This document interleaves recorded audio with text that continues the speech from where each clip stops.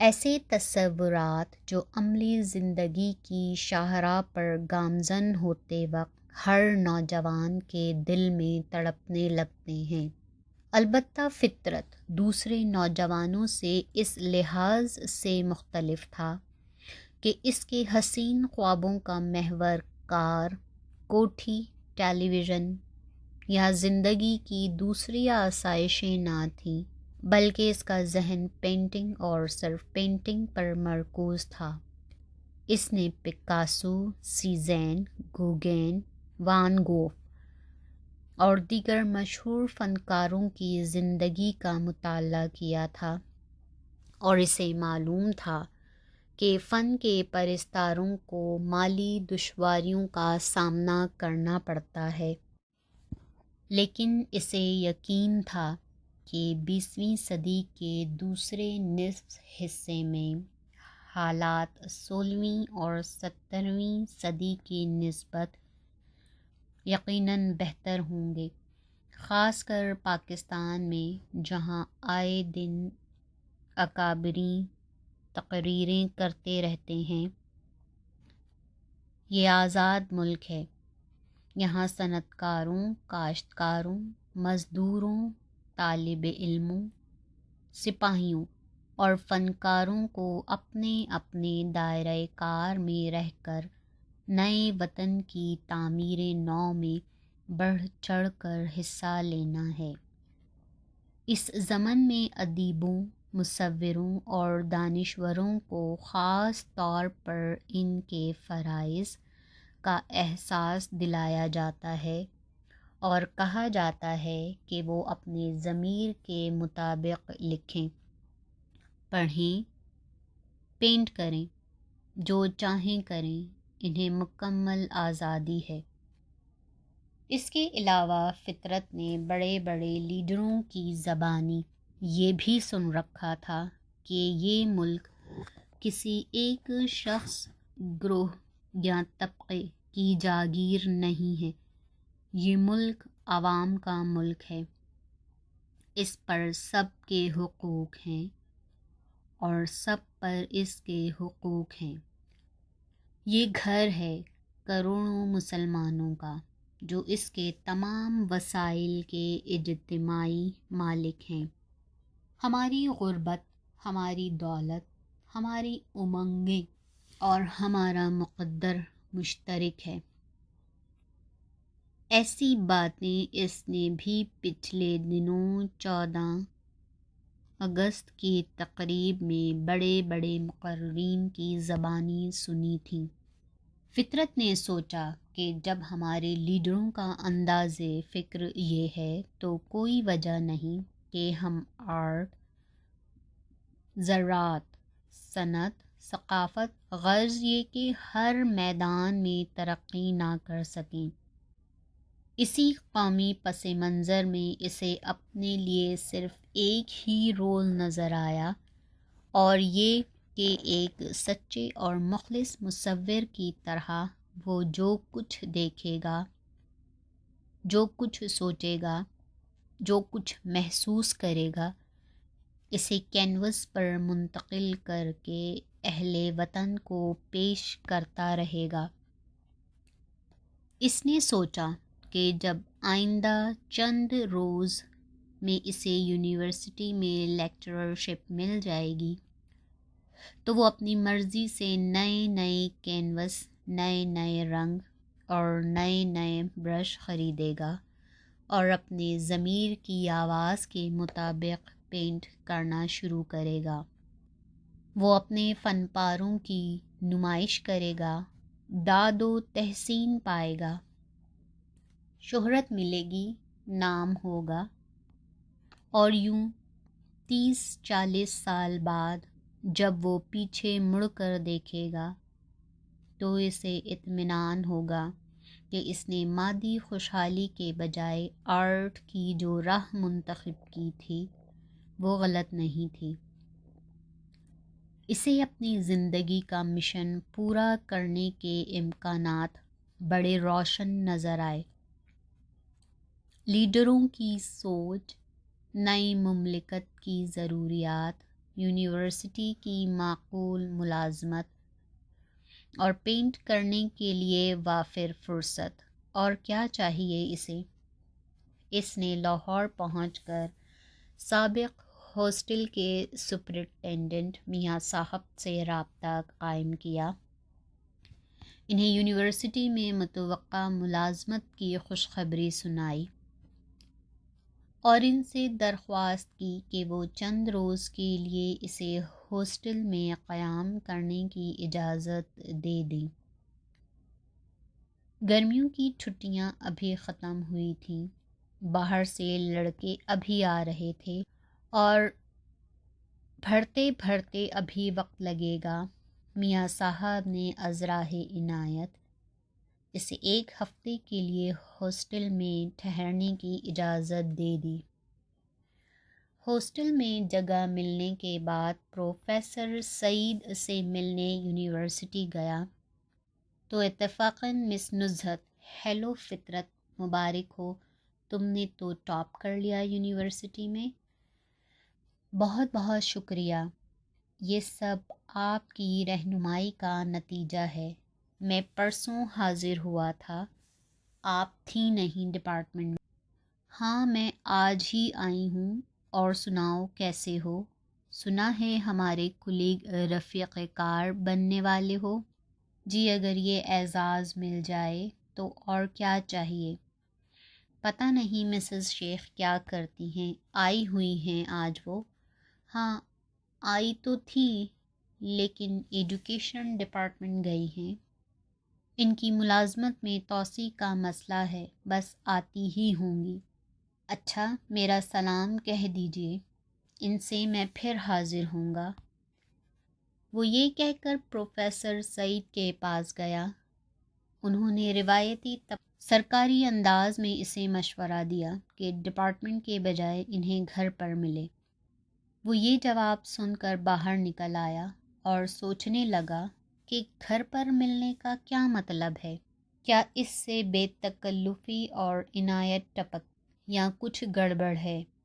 وہ کئی بار پہلے بھی پروفیسر سعید کے گھر جا چکا تھا، ان کے ہاں چائے پی چکا تھا، ان کی ذاتی لائبریری سے کتابیں مستعار لے چکا تھا۔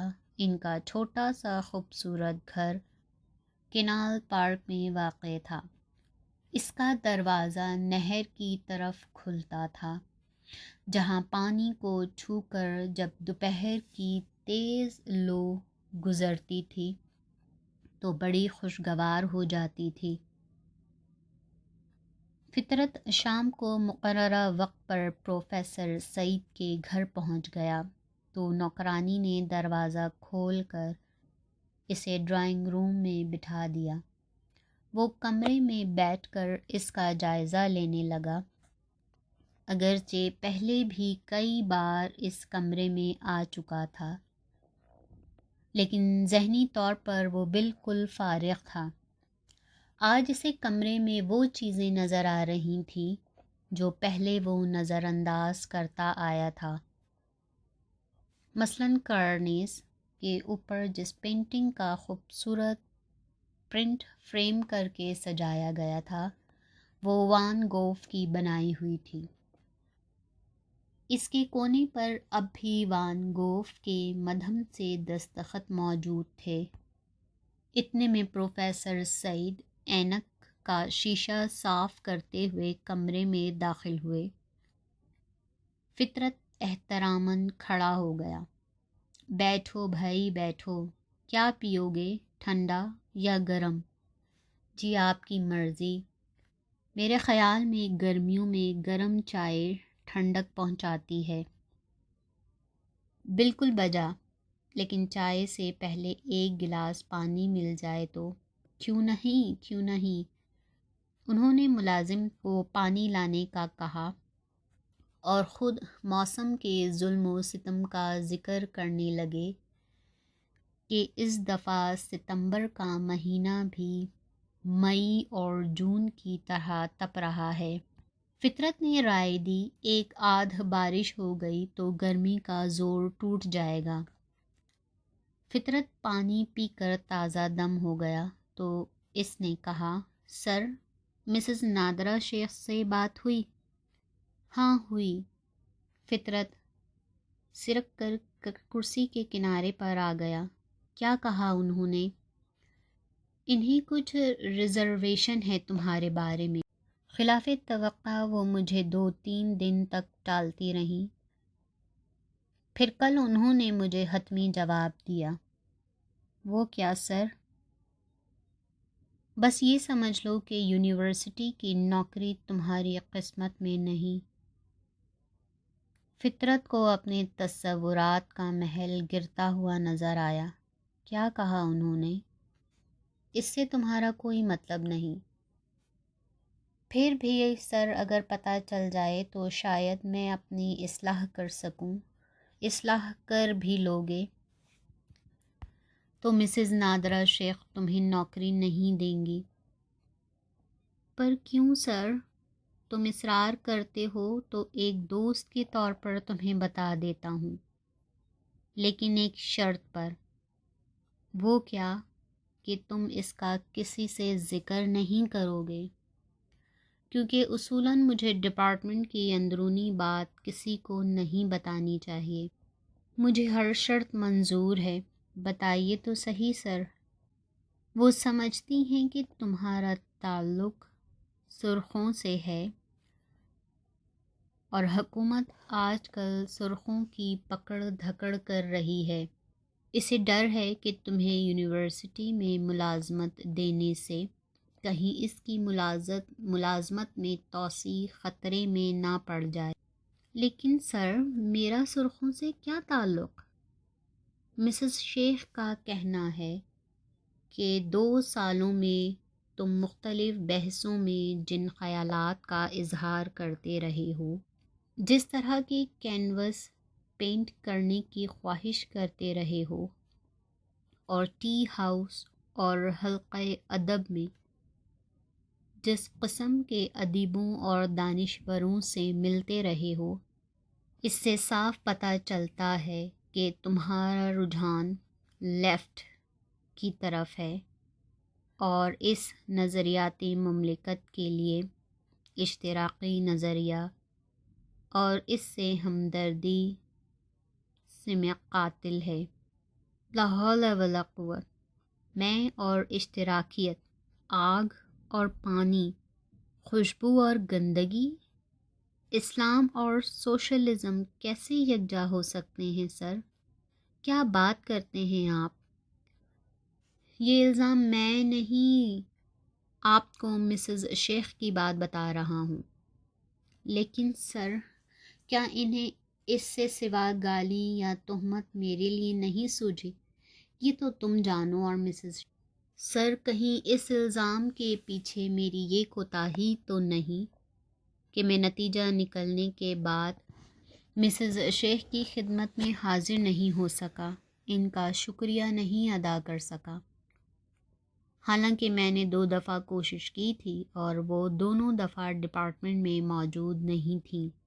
میں اس بارے میں کچھ نہیں کہہ سکتا، لیکن انہوں نے مجھے یہی بتایا کہ وہ تمہاری نوکری کی خاطر اپنی نوکری خطرے میں نہیں ڈال سکتی۔ اس گفتگو کے دوران پروفیسر سعید کا ملازم چائے اور بسکٹ والی ٹرے سینٹرل ٹیبل پر رکھ گیا تھا، لیکن موضوع کی اہمیت کے پیش نظر اس کی طرف کسی نے توجہ نہ دی۔ فطرت کو یوں محسوس ہوا کہ اس کے تمام منصوبے خاک میں مل جائیں گے، اور وہ تصویریں جو اس کے ذہن میں کئی مہینوں سے تڑپ رہی تھیں کبھی کینوس پر منتقل نہیں ہو سکیں گی۔ چائے پیو فطرت۔ پروفیسر سعید نے اسے خیالات کے تانے بانے سے باہر نکال دیا۔ فطرت چپ چاپ بیٹھا تھا۔ چائے سے اس کا دل اچاٹ ہو گیا تھا، لیکن پروفیسر سعید کے کہنے پر وہ اپنے لیے اور اپنے استاد کے لیے چائے بنانے لگا۔ چائے سے فارغ ہو کر فطرت نے کہا، سر مجھے اجازت ہے میں۔ پروفیسر سعید نے فضاؤں میں گھورتے ہوئے متفکرانہ لہجے میں کہا، یونیورسٹی کی نوکری زندگی کا آغاز تو ہو سکتا ہے، اس کی انتہا نہیں ہو سکتی۔ دل برداشتہ نہ ہونا، اللہ تعالیٰ کوئی نہ کوئی اور صورت نکال دے گا۔ مثلاً میرے ذہن میں ایک گنجائش اور بھی ہے، لیکن اس کا ذکر کرنا فی الحال قبل از وقت ہوگا۔ پھر بھی کچھ اشارہ ہی سر۔ دراصل تم ہلکے سے ہلکے امکان کو فوراً حتمی شکل میں دیکھنا شروع کر دیتے ہو۔ ادھر میں نے کچھ ذکر کیا اور ادھر تم نے اس پر خوابوں کے محل تعمیر کرنے شروع کر دیے۔ آرٹسٹ ہونا، آخر خوابوں کی دنیا میں رہنا پسند کرتے ہو۔ جیسے آپ مناسب سمجھیں سر، میں زور نہیں دوں گا۔ پروفیسر سعید نے لمحے بھر کو سوچا، پھر اس نے خیال کیا کہ یونیورسٹی والی نوکری نہ ملنے سے اسے جو صدمہ پہنچا ہے، اگر نئی امید کی مدد سے اسے یاس و حسرت کی موجود فضا سے نہ نکالا گیا تو وہ اور زیادہ غم پسند ہو جائے گا۔ پروفیسر سعید نے کہا، اگر تم اسے فی الحال اپنے تک رکھو تو میں نئے امکان کی نشاندہی کر دیتا ہوں۔ جی، یہاں امریکن کلچرل سینٹر والے ہر سال ایک آرٹسٹ کو اپنے خرچ پر امریکہ بھیجتے ہیں۔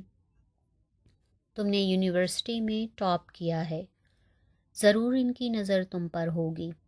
سر، اگر مجھ پر سرخا ہونے کا ٹھپا لگ چکا ہے تو وہ مجھ پر اپنا پیسہ کیوں ضائع کریں گے؟ وہ اس لیے کہ تم پکے سرخے نہیں ہو، بلکہ بقول تمہارے تم کھرے پاکستانی ہو اور اشتراکیت پر لعنت بھیجتے ہو، اور میں بھی اس کی تائید کرتا ہوں۔ لیکن امریکی بڑے سیانے ہوتے ہیں، وہ ایسے نوجوانوں کی تلاش میں رہتے ہیں جو ابھی زندگی کے دوراہے پر کھڑے ہوں اور حتمی طور پر کسی خاص نظریے سے وابستہ نہ ہوئے ہوں۔ یقیناً تم ایسے ہی نوجوانوں میں سے ایک ہو، اور کوئی بعید نہیں کہ وہ تمہیں دانہ ڈال دیں۔ اگر یہ بات ہے تو مجھے ان کی سازش کا شکار نہیں بننا چاہیے، بالکل نہیں بننا چاہیے۔ لیکن تم وسیع مطالعے اور تلخ تجربے کی جس بھٹی سے گزر چکے ہو، اس کے بعد اب تم پر کوئی چھاپ نہیں لگ سکتی۔ تم بک نہیں سکتے، نہ امریکی ڈالروں کے عوض، نہ روسی روبلز کے بھاؤ۔ تم سچے اور کھرے پاکستانی ہو، اور مجھے یقین ہے کہ کہیں بھی چلے جاؤ تم خاص پاکستانی رہو گے۔ میں نے تمہارے اندر اپنے وطن کے لیے جذبہ خدمت کے بھڑکتے ہوئے شعلے دیکھے ہیں، انہیں کوئی سرد نہیں کر سکتا۔ شکریہ سر، شکریہ۔ پروفیسر سعید کی یہ گفتگو سن کر فطرت کو کچھ حوصلہ ہوا۔ اس نے کہا، سر پھر مجھے کیا کرنا چاہیے؟ انتظار۔ کب تک؟ مجھے 2-3 کی مہلت دو۔ امریکن کلچرل سینٹر کے مسٹر ڈیوڈ میرے واقف ہیں، میں ان سے بات کر لوں۔ سوموار کو تم مجھ سے پتہ کر لینا۔